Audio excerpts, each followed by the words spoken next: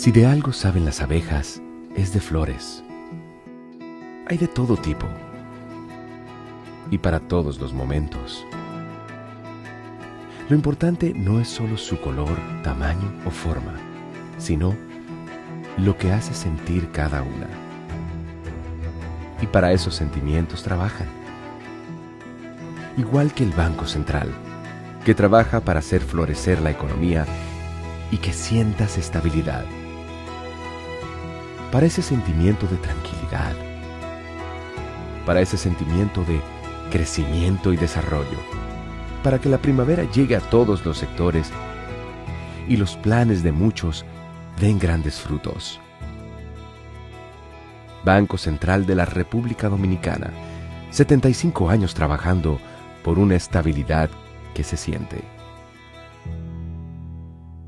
Este video es para ti, que estás pensando en qué hacer con esos ahorros que te han costado tanto trabajo, que quieres cumplir esa meta que te propusiste. Para ti, Banreservas ha creado el nuevo depósito a plazo digital, el primero del país. Ábrelo desde tu celular, en la app Banreservas, donde quiera que estés. Abramos uno juntos ahora mismo, para que veas lo fácil y rápido que es. Abre la app Banreservas y selecciona el producto, depósito a plazo digital. Empecemos conociendo todos los beneficios que el producto te ofrece. El primer paso será la calculadora, donde deberás ingresar el monto a depositar, elegir el plazo, el tipo de interés y ver la tabla de rendimiento. El segundo paso es seleccionar la cuenta desde donde se debitarán los fondos para la creación del depósito a plazo digital. Debes tener una cuenta Banreservas activa. Si no tienes, puedes solicitar la cuenta digital desde la app Banreservas. El tercer paso es los términos y condiciones. Y con esto ya estás haciendo crecer tu dinero mientras ahorras para cumplir tus metas. Abre tu depósito a plazo digital desde la app Banreservas con una cuenta activa. Banreservas, el banco de todos los dominicanos.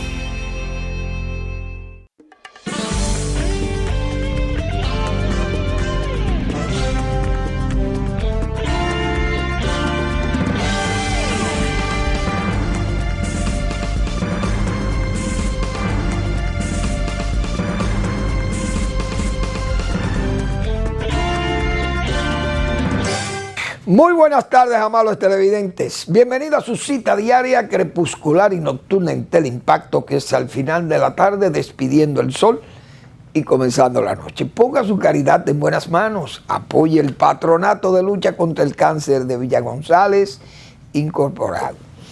809-443-8010. También el Hogar Escuela Santo Domingo Sabio.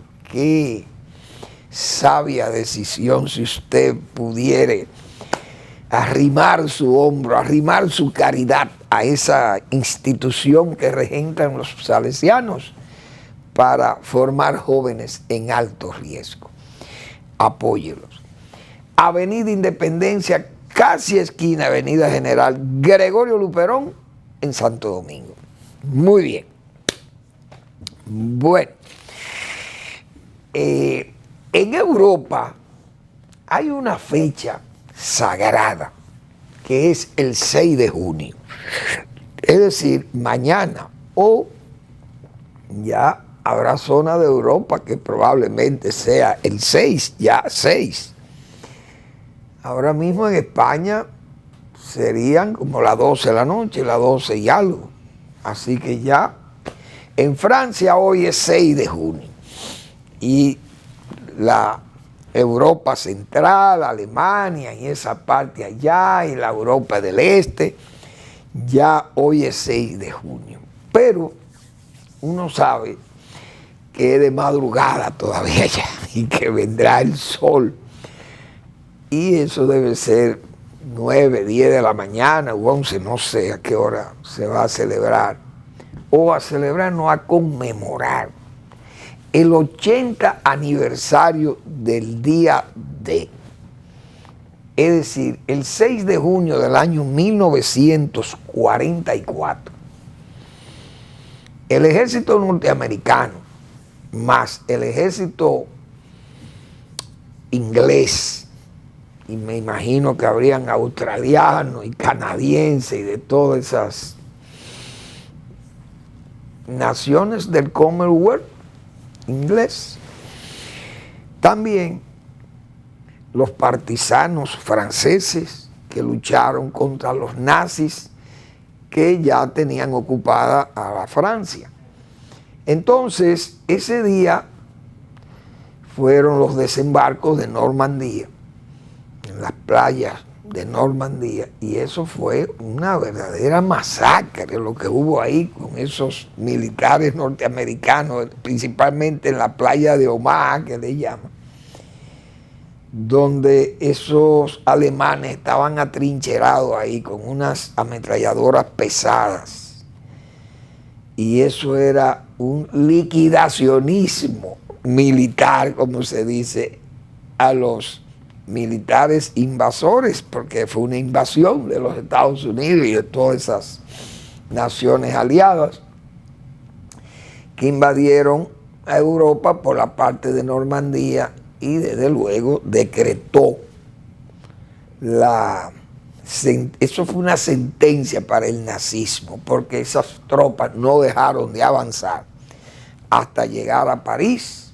Y allá Charles de Gaulle y todos sus partisanos, y esas luchas, son luchadores tremendos. Pero eso también le facilitó el trabajo a los rusos que venían desde el este, atacando entonces o contraatacando a los alemanes. Pero esa distracción, si cabe, que no es una distracción, sino ese frente abierto en Normandía, debilitó a Alemania, que tuvo que atender entonces esa invasión, y entonces tuvo que abrirle, como dice, abrirle espacio a los rusos.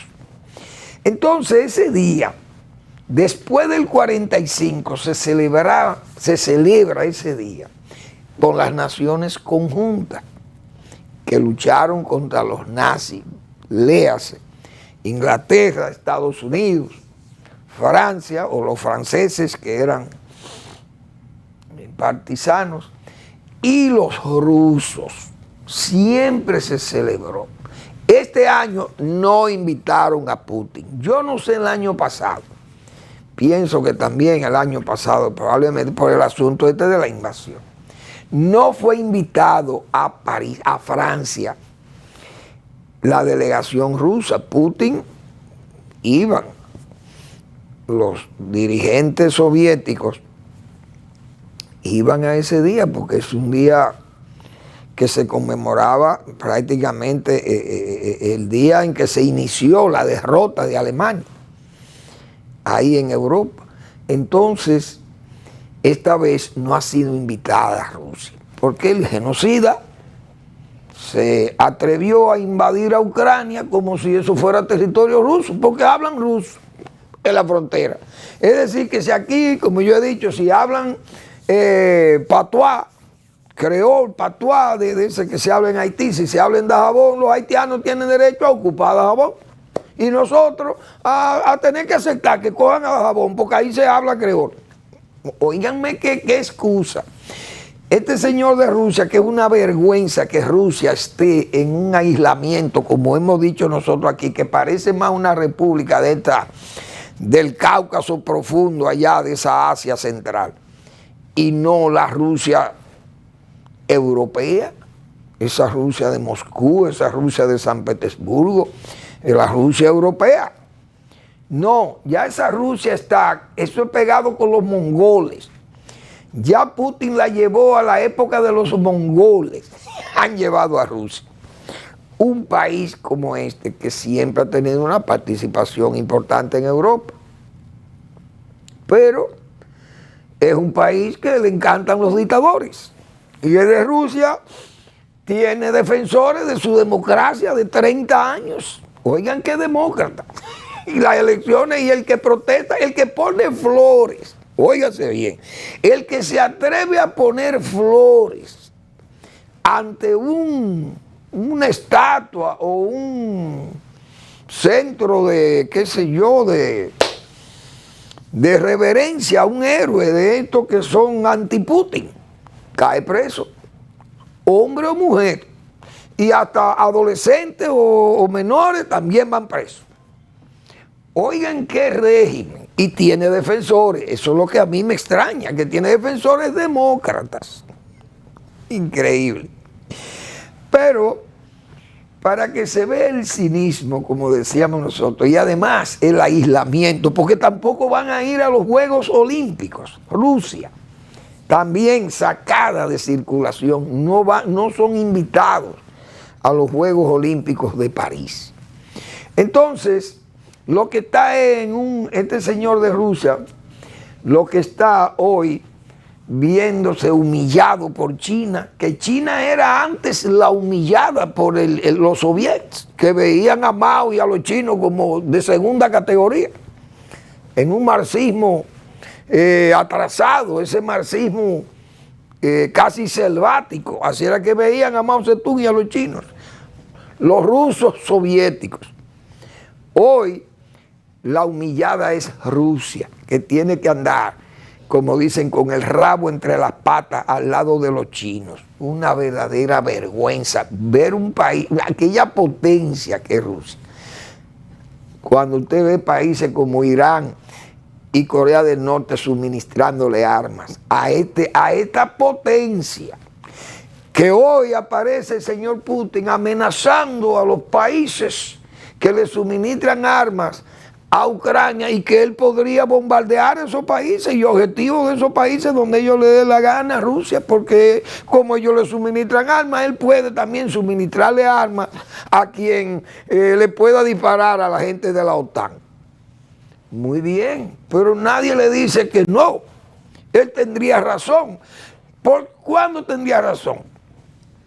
Si Alemania invade un país vecino, entonces Rusia le puede suministrar armas al vecino para que se defienda de Alemania, pero eso lo contempla la Carta de Naciones Unidas. Creo que el artículo 50 de las Naciones Unidas dice que cuando un país es agredido, uno de los miembros de Naciones Unidas, ese país tiene derecho a pedir que le regalen o que le den armas para defenderse del agresor. Ahora, el que no debe recibir armas es el agresor, como él que está recibiendo armas de Irán y de Corea del Norte. Entonces es extraño que este señor, por estar echándosela de guapetón y sabiendo que lo que le viene ahora con las armas y la autorización de Estados Unidos y de Europa, de que sus armas pueden lanzarlas a territorio ruso, porque él quiere que pelearle esa guerra, que Ucrania esté con 2 palos de bambú y él van lanzándole misiles, y los ucranianos que se defiendan con pullas. ¿Será? Eso es lo que él quiere. Ah, no, que le están suministrando armas a Ucrania. Eso lo contempla la Carta de Naciones Unidas. O cuando Vietnam fue invadido por Estados Unidos, ¿quién era que le suministraba las armas? China y Rusia. Y Estados Unidos nunca amenazó a China y a Rusia con tirarle armas atómicas. Nunca. Incluso Corea del Norte, con el apoyo de Rusia, invadió el sur. Y Estados Unidos le peleó esa guerra en forma limpia, no le tiró bomba atómica ni amenazó con tirarle bomba atómica, creo que se habló de ello. Y China, que podía ser también acusada de estar suministrándole armas en una guerra que era de Naciones Unidas, no de Estados Unidos. Entonces, este alarde de guapería que tiene el señor Putin, es consciente de que lo que viene, ahora dice que la guerra no ha terminado porque Estados Unidos le suministra armas a Ucrania, pero eso se sabe porque es que el ejército tuyo era superior al de Ucrania. Ucrania se ha defendido gracias a las armas que le han dado en Occidente. Pero si no, hace tiempo que hubieran sido víctimas de las maquinaciones de ese ejército de Rusia. Una vergüenza. Yo sigo diciendo que ahí están ellos, él y Netanyahu, el de Israel, están esperando a Trump, desesperado esperando a Trump, porque Trump es que le va a resolver el problema, que le vaya a entregar a Ucrania inmediatamente. Aquí llegó el defensor de la paz, Donald Trump, gran cosa, el defensor de la paz, una paz felona, porque usted lo que vaya a traicionar a Ucrania para entregársela a Rusia, a Putin. Entonces ahí termina la guerra. Ah, qué bien, un aplauso a Trump que terminó la guerra, pero así la termina cualquiera. o en Gaza, mira Israel, sálganse de Gaza, si no, no le doy nada, le quito 10 o 20 mil millones de dólares que nosotros le regalamos a Israel todos los años, lo voy a suspender. Salgan de ahí. Entonces sale Israel, pierde su guerra y Trump quedó bien. Qué bien, qué bonito eso. Increíble. Pero vamos a ver cómo le sigue yendo a Donald Trump con su vida mundana. Ese mundanaje del señor Trump que ha sido su desgracia. Ahora, en este primer juicio ha sido su vida mundana. Esa ha sido su gran tragedia. Bien, entonces vamos a ver qué más tenemos por aquí. Yo estoy viendo que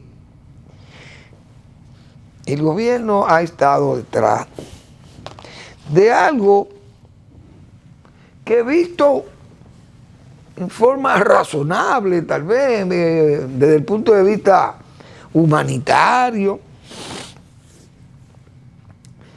y hasta, qué sé yo, ayudar a la República Dominicana, que los dominicanos no tengan esa condición de andar rogando para que le den una visa a Europa. Digo, a la Europa comunitaria.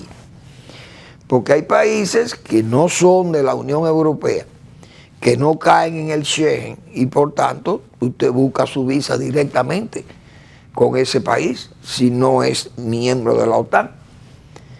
Es decir, si usted quiere ir de la OTAN, no, de la Unión Europea, si usted quiere ir a Serbia, usted no necesita visa Schengen. Usted busca la visa de Serbia y va a Serbia, porque Serbia no pertenece a la comunidad europea. E incluso creo que hay miembros de la misma comunidad europea que no aceptan el Schengen. Los hay también, o la violan, o lo violan, y se queda como así. Ahora, ¿qué implica eso? República Dominicana siempre ha tenido un acoso por parte de la Unión Europea, en el sentido de que aceptemos haitianos. Como ellos plantean a la franca que quieren aceptar africanos, negros africanos. Y musulmanes lo aceptan en su Europa multiétnica. Allá ellos. Y que le vaya bien con su multietnia. Que ya hemos visto la cantidad de sucesos de terrorismo, de violencia callejera, de violencia familiar y de criminalidad que crea esa migración loca, violenta e inculta, como la que está subiendo de África principalmente a Europa.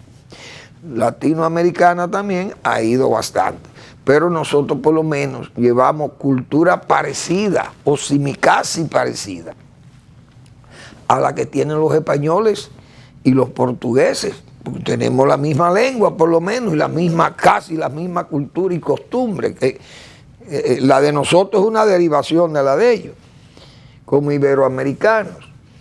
Entonces, si se consigue que el Schengen lo obvien los dominicanos, más dominicanos se van a ir a Europa y van a aprovechar que no tienen que ir a pedir una visa, no tienen que venir al centro, hay un centro de visado que tiene la Unión Europea, creo que lo maneja la gente de España, no sé. Entonces en ese centro de visado hay sus restricciones para usted ir a Europa, pero ¿qué es lo que se busca? Que eso es lo que uno no quisiera pensar eso, que lo que se busca es abrirle espacio a los dominicanos que se larguen para Europa y abrirle el espacio a los haitianos y entregarle esto a los haitianos. Eso es lo único eso es la única ventaja. Que los europeos concedan el libre tránsito de los dominicanos sin visa Schengen para que esto se llene de haitianos y allá lleguen dominicanos, porque los dominicanos parece más fácil de atenderlo, o de recibirlo o de convivir con ellos que vivir con los africanos, los subsaharianos y los musulmanes. Imagínense ustedes si ese sería el concepto. Que ya vemos cómo don Venancio está totalmente tranquilo. Don Venancio es director de migración, por ahí no se ve un camioncito ni moverse. El ejército tiene sellada la frontera y cada día tenemos más haitianos en la República Dominicana. Vaya usted a ver, esperando que se aparezca Chericien y Vitelhón por ahí, se aparezcan. Y entonces digan, aquí estamos nosotros y vamos para Santo Domingo, entonces el ejército actúa. Mientras tanto, vienen masas de haitianos, se asientan aquí y andan como perros por su casa. Pero además, don Venancio no ha vuelto a sacar la cabeza más para expulsar haitianos que hay por todos los lados del país, en todos los rincones del país. Hay haitianos que usted lo puede recoger con una malla, como si fueran mosquitos, y atraparía miles de ellos. Vamos a la pausa.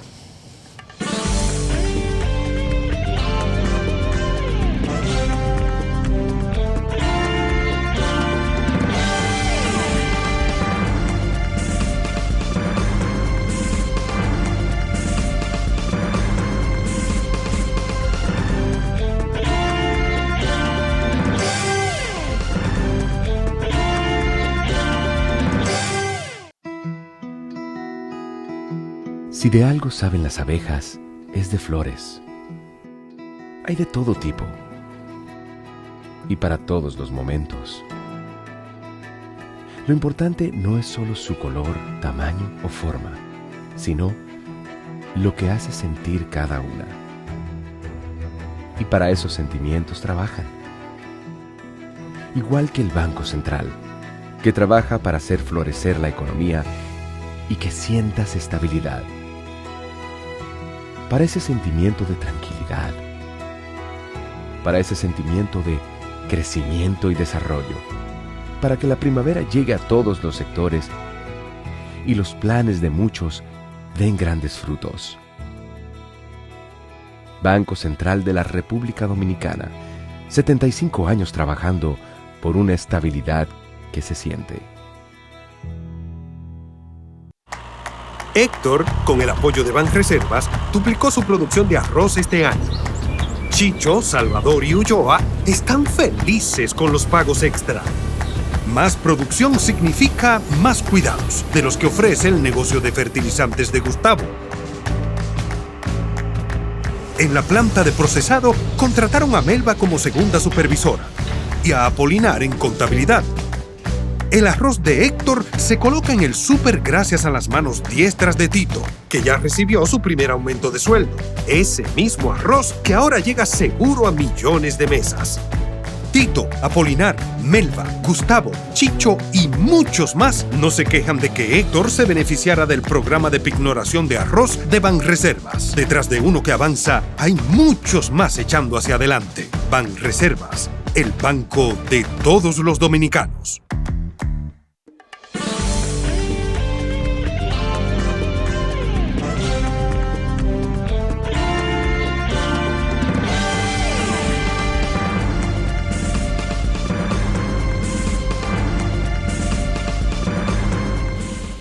Bien, imagínense ustedes, señores, para finalizar con el comentario anterior, de Jimaní y de Elías Piña, si la gente le abre el espacio para Europa, terminan convirtiendo a Jimaní y a Elías Piña igualito que a Vicente Noble y esos pueblos ahí. Se van todos sin la visa Schengen, se van para Europa, pero ¿quién se queda ahí? Se va a llenar de haitianos, porque eso es lo que quiere. Eso es lo que se busca. A ver si toda la gente de Jimaní y de Duvergé y la gente de Descubierta se largan para Europa. Se juntan con sus vecinos allá de Vicente Noble y de Uvilla y de Villa Jaragua y de Galván y de Cacique y toda esa zona por ahí.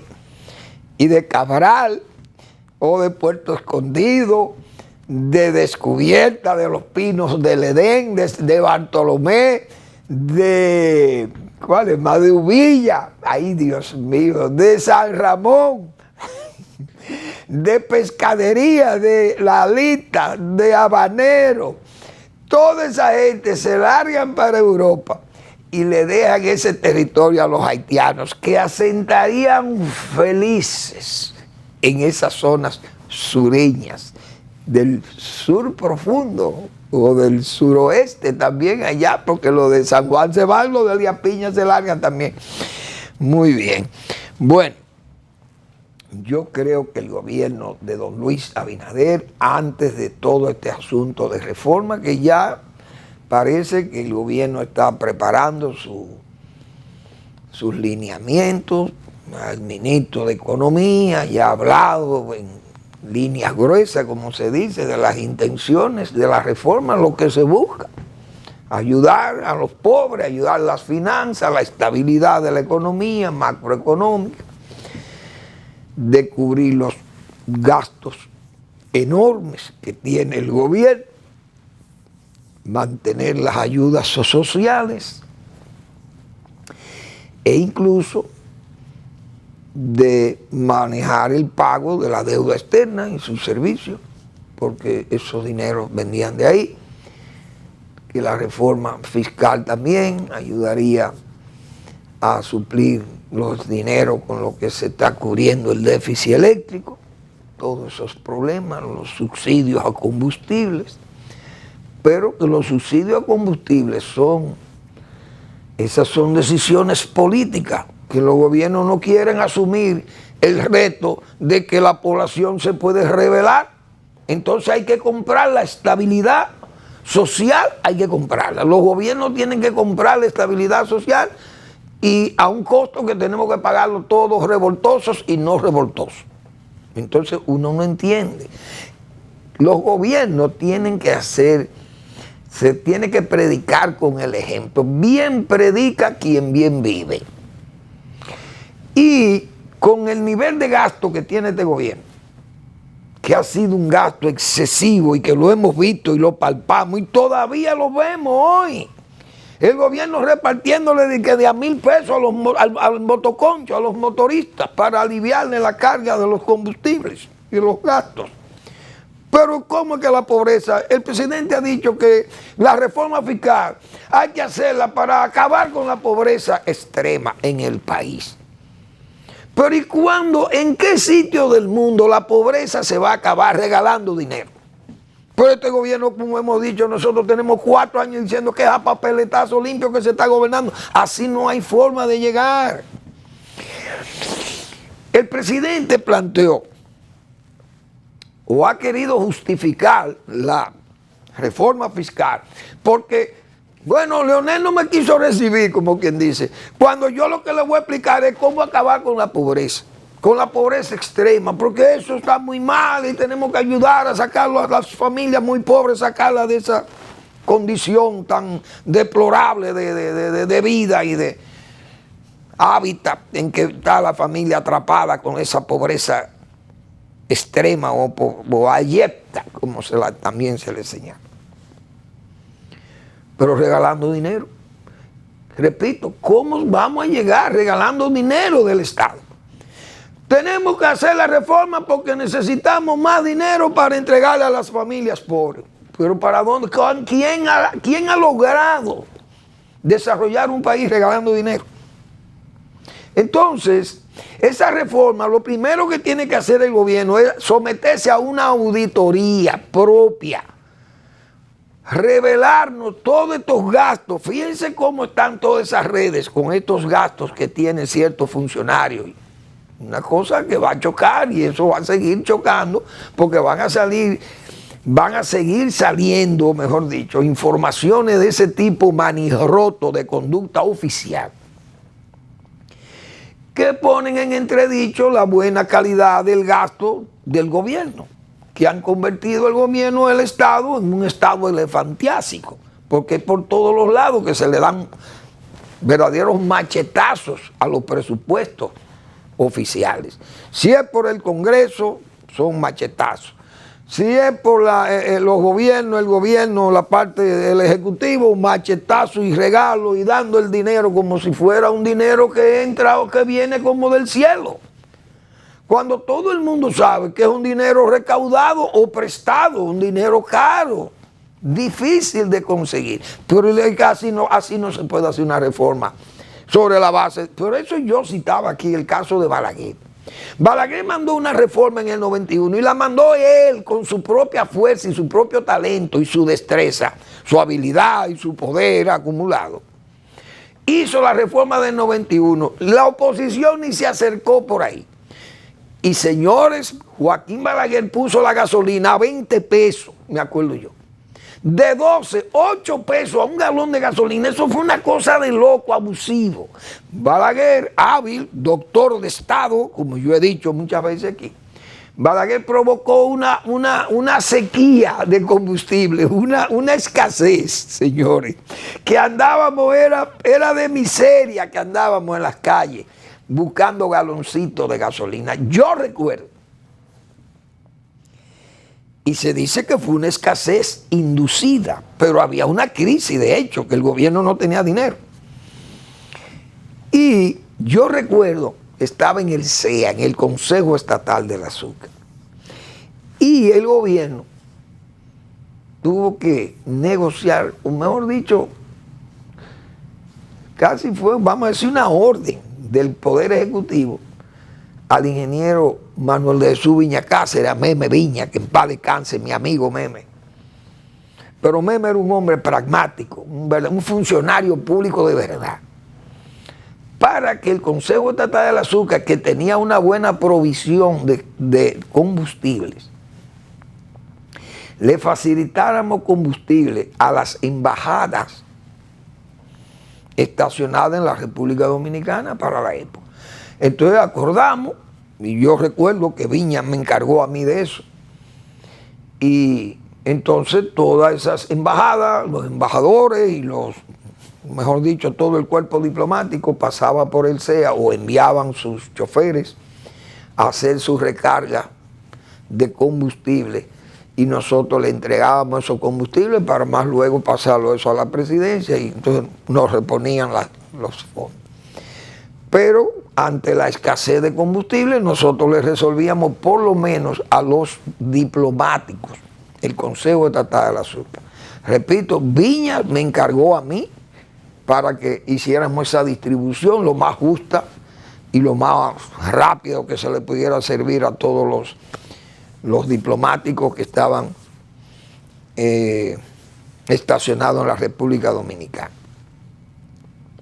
Eso fue una situación sumamente difícil. Balaguer se dice que se creó esa crisis para entonces justificar el aumento, pero ese gobierno se tuvo que echar esa canana, porque tuvo esa oposición cerril del PRD que todavía en el 94 se reflejó la crisis del 90. En el 94, porque no hubo colaboración con el gobierno. Pero Balaguer era un hombre austero. Ninguna gente de esa oposición se atrevió a decir que Balaguer botaba el dinero como se entrega ahora en forma alegre. Bueno, entonces, el gobierno yo creo que tiene que hacer una auditoría y sacar a flote todo esto, o tendrá que ocultar todas sus diabluras, todos sus malgastos, o toda esa conducta manirrota que ha tenido, la va a tener que ocultar, que no la sepa el pueblo, para fines de que la gente no se rebele cuando le quieran pegar impuestos. Yo voy a poner una locución precisamente de Balaguer, hablando de la pobreza, para que se vea que regalar dinero no se va a acabar con la pobreza. Eso es un error, o el presidente le dio ese enfoque como una forma de decirle al contrario, decirle, mira, tú me estás malinterpretando, el dinero yo no lo quiero para nosotros hacer un PRM más fuerte, sino para repartirle a los pobres, para que los pobres vivan mejor. Entonces se ve demagógico eso. ¿Por qué es demagógico? Por lo que Balaguer, ustedes van a oír, ese doctor de Estado, lo que decía, y yo lo confirmo, con lo que hizo Danilo Medina. Danilo Medina regaló 61 mil millones de pesos al sector agropecuario. Y eso era de que la panacea de los problemas del sector agropecuario. Ahora yo pregunto, ¿resolvió el problema agropecuario Danilo Medina? Tuvimos un boom del sector agropecuario, se ha mantenido ese boom. Todos fueron, como decíamos desde el principio en este programa, dijimos con tiempo, esos programas de Danilo Medina con la visita sorpresa solo benefician a las directivas de esas supuestas asociaciones y federaciones, que no eran más que nombres fantasmas y de vividores que se la daban de directiva, cogían los primeros avances, 25, 30, 40 millones de pesos para un proyecto y se los repartían entre ellos, hacían su siembra, los de ellos. La federación llevaba un listado, una ristra de nombres, pero eran los 5 o 10 que dirigían la famosa asociación, los que se lucraban del préstamo. ¿Dónde terminó el gobierno de Danilo Medina? Gastando 61 mil millones de pesos. ¿Qué resultado dejó? Varios directores del FEDA, ricos, poderosos, millonarios, sobre la base de la coima y de recibir dinero de los avances que le daban a los propios beneficiarios, cogían de esos avances y hay que le dar 4 millones para te estoy entregando 40 millones de pesos, dame 4, así salieron millonarios. ¿Ustedes creen que eso es política para acabar con la pobreza? No. Entonces, ¿qué es lo que va a hacer este gobierno? ¿Repartir dinero? No van a bajar la pobreza. Vamos a Balaguer, que era un doctor de Estado. En las pasadas elecciones se habló mucho de la palabra cambio. Se prometió en ella, inclusive demagógicamente, eliminar en nuestro país la pobreza. La eliminación de la pobreza es, sin embargo, un mito. Pobres hay y habrá en el mundo mientras el mundo existe. Señores, eso fue Balaguer, refiriéndose al cambio, aquella política de cambio que era a transformar la República Dominicana. Eso fue cuando él tomó posesión en el 86, que el cambio se volvió agua de borrajas. ¿Dónde terminó? Nada visible y toda una fantasía y una demagogia.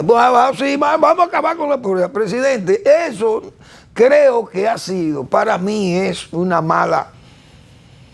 mal planteamiento del gobierno decir que es para acabar con la pobreza extrema que se va a hacer la reforma. No, se van a implementar programas, está bien, que se vayan haciendo, por ejemplo, el agua, ¿qué es la reforma del agua? Muy bien, 8 mil millones de dólares para reformar el problema del agua, muy bien. Tenemos que dotar de agua a todas las familias, a todos los ciudadanos que tengan acceso al agua potable. Y las aguas públicas, las regulares. Pero yo he dicho muchísimas veces aquí, señores, vamos a comenzar racionalizando el uso del agua agropecuaria, que es el mayor consumidor de agua, es el agropecuario. Porque más del 80% yo creo del consumo de agua lo consume la agropecuaria. Y gracias al arroyo, me imagino. Entonces, ¿qué es lo que vamos a hacer? Para racionalizar el uso del agua en el sector agropecuario, lo primero que tenemos que hacer es observar el consumo, cómo se aplica a las parcelas, cómo se lleva el agua, qué se pierde, cuál es la efectividad del riego. Si llevamos el riego a microaspersión o si lo llevamos a goteo, es distinto la racionalización. Pero no es hablando, es haciendo. Vamos a la pausa y regresamos.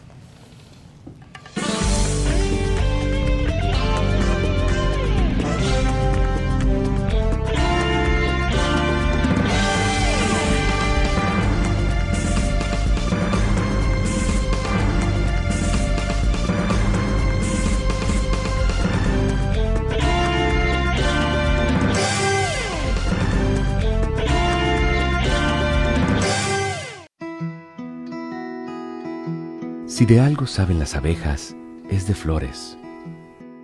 Hay de todo tipo y para todos los momentos. Lo importante no es solo su color, tamaño o forma, sino lo que hace sentir cada una. Y para esos sentimientos trabajan. Igual que el Banco Central, que trabaja para hacer florecer la economía y que sientas estabilidad. Para ese sentimiento de tranquilidad, para ese sentimiento de crecimiento y desarrollo, para que la primavera llegue a todos los sectores y los planes de muchos den grandes frutos. Banco Central de la República Dominicana, 75 años trabajando por una estabilidad que se siente. Este video es para ti, que estás pensando en qué hacer con esos ahorros que te han costado tanto trabajo, que quieres cumplir esa meta que te propusiste. Para ti, Banreservas ha creado el nuevo depósito a plazo digital, el primero del país. Ábrelo desde tu celular, en la app Banreservas, donde quiera que estés. Abramos uno juntos ahora mismo, para que veas lo fácil y rápido que es. Abre la app Banreservas y selecciona el producto, depósito a plazo digital. Empecemos conociendo todos los beneficios que el producto te ofrece. El primer paso será la calculadora, donde deberás ingresar el monto a depositar, elegir el plazo, el tipo de interés y ver la tabla de rendimiento. El segundo paso es seleccionar la cuenta desde donde se debitarán los fondos para la creación del depósito a plazo digital. Debes tener una cuenta Banreservas activa. Si no tienes, puedes solicitar la cuenta digital desde la app Banreservas. El tercer paso es los términos y condiciones. Y con esto ya estás haciendo crecer tu dinero mientras ahorras para cumplir tus metas. Abre tu depósito a plazo digital desde la app Banreservas con una cuenta activa. Banreservas, el banco de todos los dominicanos.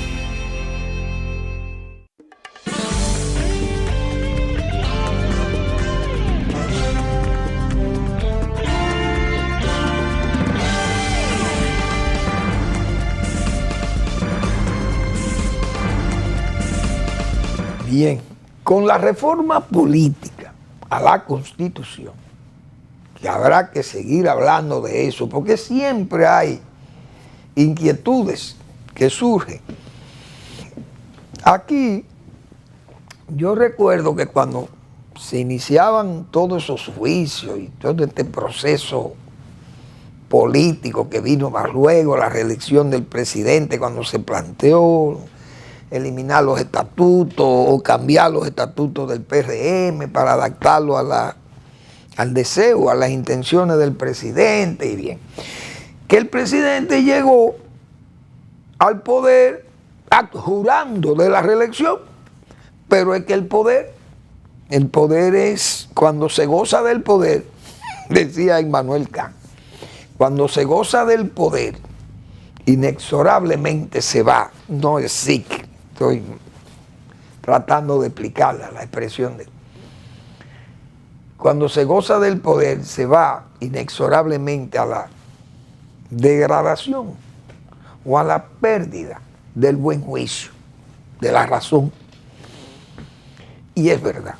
Entonces el régimen, el gobierno comenzó a trabajar y el presidente a visitar y a salir por allí. Entonces, se enamoró del poder. Pero la reelección no es mala nada. Como decían antes los izquierdistas que odiaban a los ricos. Cuando se dieron cuenta que era bueno ser rico, decían, pero el ser rico no es malo nada. Porque en la izquierda le decían que los ricos eran malos. Pero cuando la gente comenzó a obtener algunas, qué sé yo, algunas atenciones propias del régimen o de la situación que le mejoraba económicamente, entonces se daban cuenta que ser rico no era malo nada. Así pasa con los presidentes que juran de la reelección. Hipólito Mejía, aquellas ridiculeces, aquellas posiciones casi, ¿cómo diríamos? Bueno, de risa. Eran de risa, típica de reír uno, oír aquellas sandeces despotricando contra la reelección.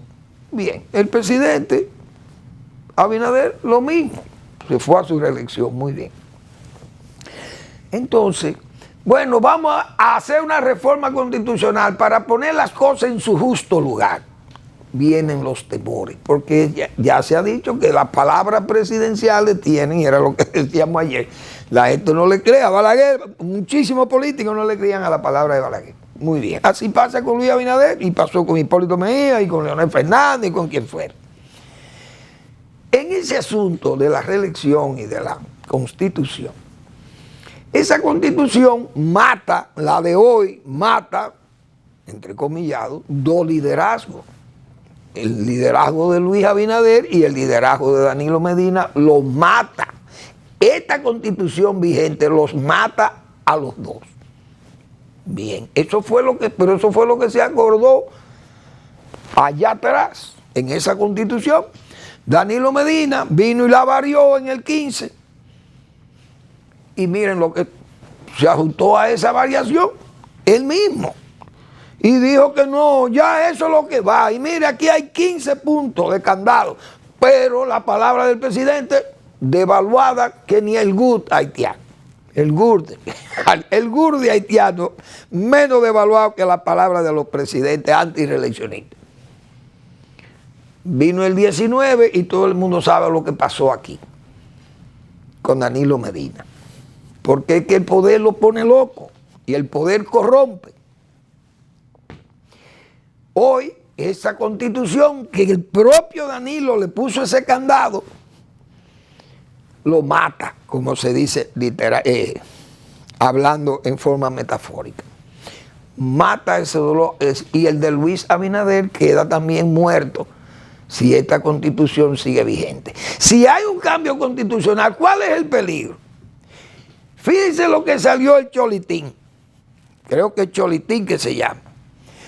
Pero la desgracia mayor de un gobierno, para un gobierno, es que salgan de sus dirigentes y funcionarios más descalificados, se quieran convertir en unos pretensos defensores del gobierno. Esa es la desgracia mayor para el pueblo dominicano. Fíjense ya lo que aparece. El presidente dice, no, esta Constitución es para que las cosas sigan mejor que como están.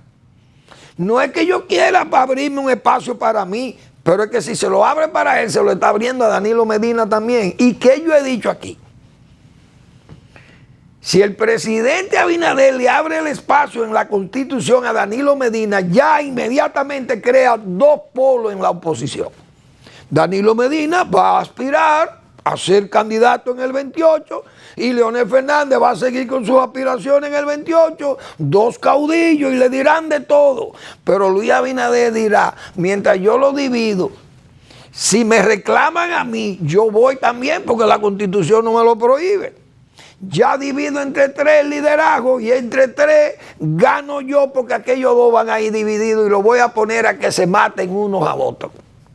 Incluso si le fue mal con Abel, que era más débil, entre Danilo y Leonel, la división va a ser peor porque entonces se van a dividir más los votos entre ellos.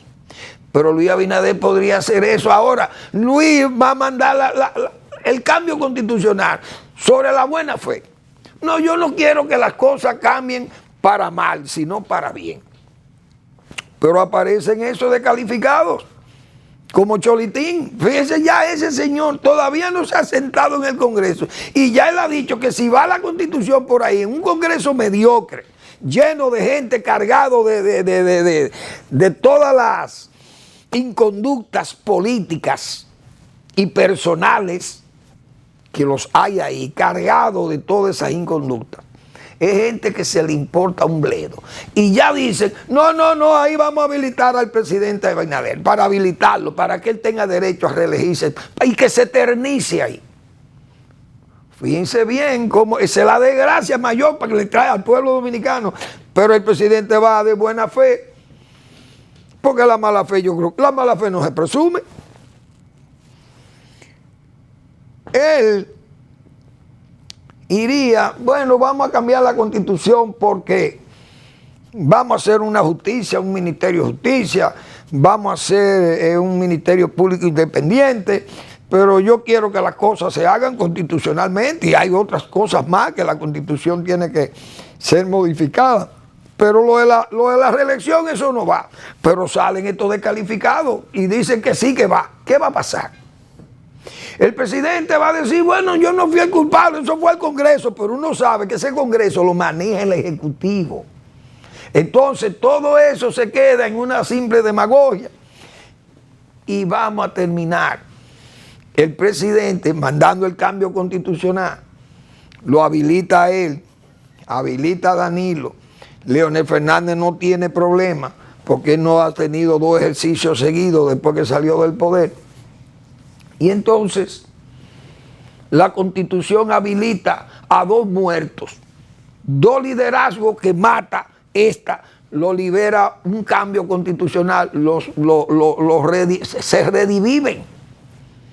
Entonces yo creo que en estas cosas el presidente debe tener mucho cuidado, porque esto va a terminar, probablemente esto va a terminar muy mal. Esa conducta de la oposición va a estar siempre a la deriva, un PLD que está en un proceso de renovación. Pero era lo que señalábamos aquí, ustedes verán las bases del PLD pidiendo que Danilo no se vaya, que Danilo es el líder eterno, el presidente ad vitam, el vitalicio, porque nadie es mejor presidente que Danilo Medina. Y que el pueblo dominicano le debe favores a Danilo Medina. Entonces Danilo Medina seguirá siendo el presidente ad vitam del PLD. Y vendrán otros. Bueno, está sabiendo uno que esas cosas se prestan a todas esas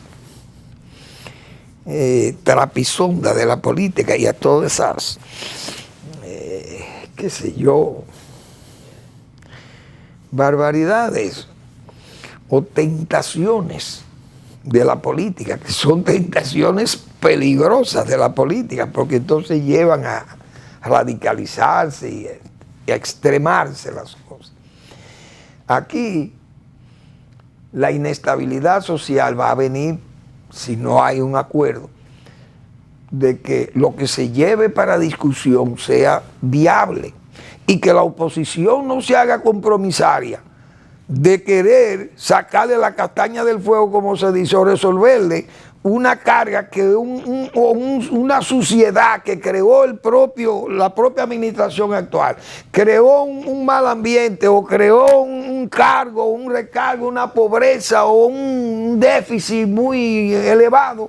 Entonces que la oposición tenga que venir a recogerle, como dice, los platos que dejó caer el malabarista de circo, porque eso es lo que hemos dicho otras veces, eso se maneja como si fuera un malabarista de circo. Vamos bien porque los 5 platos están en el aire y el malabarista va muy bien, pero si falló uno se van los 5 platos al suelo. Entonces estos asuntos tienen que manejarse con mucho criterio de país, con criterio serio, con palabras que sean de verdad y que se dejen de ahí de andar con papeles ocultos, con señas o con posiciones típicas del doctor Merengue, porque no vamos a llegar muy lejos. Como era que decía Juan Bosch, siempre Juan Bosch tan aforístico, el cojo no llega lejos, el cojo, y no me acuerdo cómo era, el cojo y el no llegan muy lejos, y el mentiroso, algo así. Bien, les invito a que lean el blog La Pregunta del doctor Marino Vinicio Castillo, que todos los miércoles publica el doctor. Un Estado-nación pordiosero sería lo peor. Ese es el título del trabajo que nos entrega Marino Vinicio Castillo todos los miércoles en su blog La Pregunta. Gracias por su atención. Nos vemos mañana en otra entrega de Al Final de la Tarde, despidiendo el sol y comenzando la noche.